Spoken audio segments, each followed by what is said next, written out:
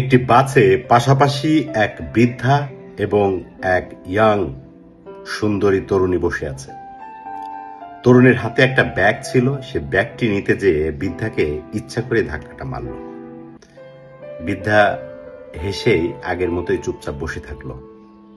পাশের সিটে বসা এক যুবক বৃদ্ধাকে বলল, আচ্ছা, আপনাকে তো ইচ্ছা করে ধাক্কাটা মারলো, আপনি কিছু বললেন না? বৃদ্ধা বলল, আমার যাত্রা খুবই সংক্ষিপ্ত, আমি সামনের স্টপেজেই নেমে যাব। এই স্বল্প যাত্রায় অযথা ঝগড়া করে কি লাভ?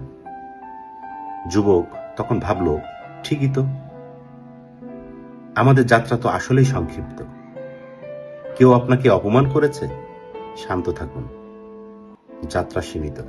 প্রতিবেশী আপনার নামে কুৎসা রটাচ্ছে? ক্ষমা করে দিন, যাত্রা সীমিত। কোনো বন্ধু আপনাকে অপমান করেছে, প্রতারণা করেছে? মাফ করে দিন, যাত্রা সীমিত। এ জীবনের যাত্রা খুবই সীমিত।